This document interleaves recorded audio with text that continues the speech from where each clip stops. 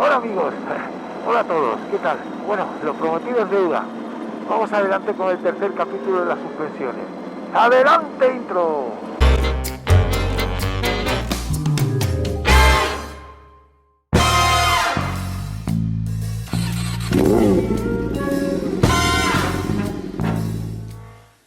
Como resumen de lo visto hasta ahora, el sag estático viene determinado por la precarga, mientras que el sag dinámico viene determinado por el grado de dureza del muelle.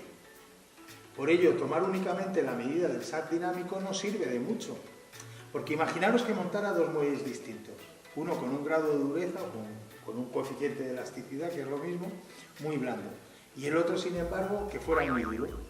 Precargándolos más o menos podremos obtener el mismo hundimiento cuando nos montamos en la moto, es decir, un mismo sag dinámico para los dos podríamos meterlo en márgenes, pero solo uno de ellos tendrá un sag estático más idóneo que el otro. Lo vamos a entender mejor con un par de ejemplos, que si los veis varias veces acabáis entendiendo perfectamente su lógica. Supongamos que tenemos F1 menos F3, o sea, el sag dinámico, 45 milímetros. Y F1 menos F2, es decir, el sag estático, solo 10 milímetros. ¿Qué es lo que está indicándome? Pues que tengo un exceso de precarga, es decir, tengo un sag dinámico en márgenes y sin embargo un sag estático muy escaso, lo que indica que es un muelle muy blando con mucha precarga. Vamos a poner un segundo ejemplo donde vamos a ver un defecto de precarga. Y con el tren trasero en este caso. Vamos a suponer que tenemos R1 menos R3 a 28 milímetros y un R1 menos R2 19 milímetros. Si nos vamos a las tablas que os he dado, R1 menos R3, el sag dinámico, está en el límite inferior, está dentro de márgenes pero en el límite inferior, mientras que el sag estático está dentro de márgenes pero en el límite superior. Lo que nos está indicando que se trata de un defecto de precarga y lo que tengo es un muelle muy duro y con poca precarga. Si mis muelles salen de estos márgenes descaradamente, a lo mejor es el momento de plantearme cambiar de muelles.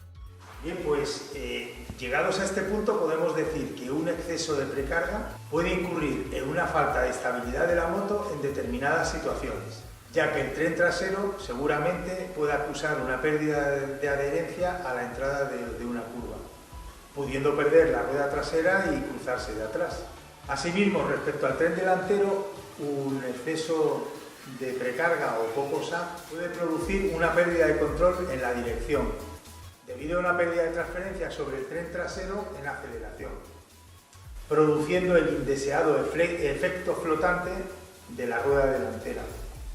Llegados a este punto, como resumen, el primer paso sería colocar el sag estático en los márgenes y, en segundo lugar, estudiar el sag dinámico que nos ha salido para conocer si los muelles tienen el coeficiente de dureza adecuado a nuestro peso en orden de marcha. Si el sag dinámico estuviera en los límites, se puede tocar un poquito la precarga también para ajustarlo. Bueno, y ahora vamos a ver los dos ajustes hidráulicos que habíamos comentado en la primera parte de estos dos episodios, que es la extensión por un lado y la compresión por otro.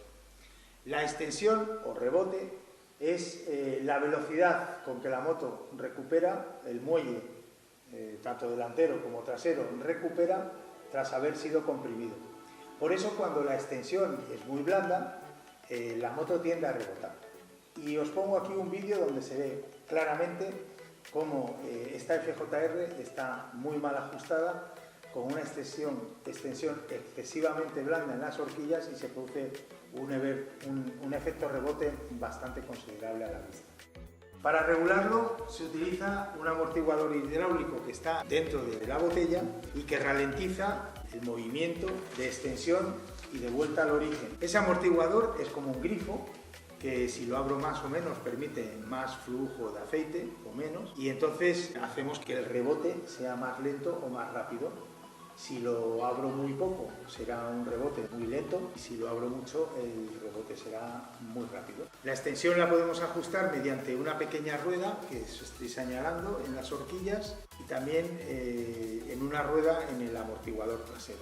Cuanto más blanda sea la extensión, mayor será la sensación de rebote en el tren delantero y nos puede colaborar a ese indeseado efecto de flaneo que nos impide gestionar correctamente las curvas, ¿no? Es decir, cerrando esa válvula que regula el flujo de aceite, pues la ruleta la giro en sentido de apriete a lo máximo, y si le doy sentido de las agujas de reloj, sentido de apriete, estaré metiendo más extensión, o sea, endureciendo, mejor dicho, la extensión hasta que llego al tope, y de ahí clics en sentido contrario a las agujas del reloj, y yo normalmente pues lo dejo a 9 clics. Ahora vamos a hablar del segundo ajuste hidráulico que tienen nuestras horquillas, que es la compresión. Quizás sea el momento de decir que nuestra FJR tiene en la horquilla delantera tres regulaciones, que son la precarga, la extensión, que la acabamos de ver, y la compresión, que la vamos a ver a continuación. Sin embargo, el amortiguador trasero, que es un poco, bueno, justito de fábrica, solamente tiene un ajuste limitado en precarga y en extensión, nada más. Pero no tiene ajuste el amortiguador trasero, el de origen, en compresión. ¿Y qué es la compresión? Pues la compresión es la velocidad con la que se comprime el muelle, y ese es el ajuste hidráulico que nos va a dar de manera más directa, más inmediata, el efecto de dureza en la amortiguación. Es decir, si yo cierro mucho la compresión, tanto de la horquilla como, si pudiera, que no lo puedo hacer, del amortiguador trasero, notaría muchísima dureza en la respuesta de la suspensión. O sea, quiero decir que una compresión excesivamente cerrada nos deja un ajuste demasiado duro, demasiado incómodo, con unas reacciones pues excesivamente secas en la moto, muy secas, muy bruscas, imposibilita al muelle llegar a hacer su trabajo correctamente. Ojo con apretar demasiado la compresión. Por el contrario, una compresión muy blanda lo que hace es que le deja al muelle demasiada libertad y provoca, pues la verdad, que posibles oscilaciones y pérdidas de firmeza en nuestra marcha, y contribuye a ese flaneo que hemos visto que también se puede dar cuando la extensión está demasiado blanda. Aquí el objetivo, claro, es conseguir un compromiso idóneo entre los tres ajustes: la precarga, la extensión y la compresión.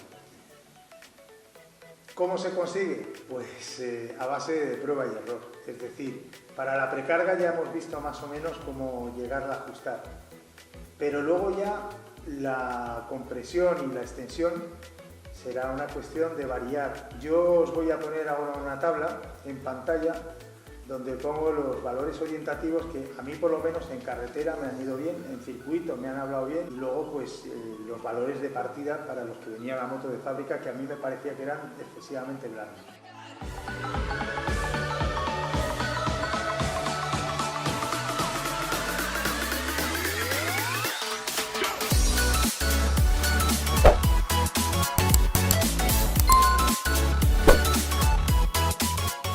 Amigos, ya para finalizar, la moto trae esos ajustes.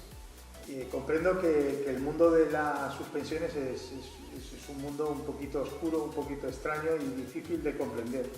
Además, la configuración que a uno le va bien, a otra persona no le tiene por qué ir bien, y evidentemente también depende mucho del peso de cada piloto. Pero yo recomendaría que no os cortéis. Las suspensiones están puestas ahí para que las podamos ajustar. Tener la precaución de apuntar en una libretita lo que estáis haciendo, cuál es el punto de partida y el punto de llegada, y poner vuestras sensaciones, y con prueba y error vais ajustando, y al final, ya os digo, llegaréis a una configuración, a un reglaje de las suspensiones idóneo para vuestro estilo de conducción y para vuestro peso, que también influye el estilo de conducción, lógicamente, mucho. Y ya os digo, las suspensiones están para que las toquemos. Hagámoslo con cabeza, pero perdámosle el miedo. Bueno, muchas gracias por vuestra atención.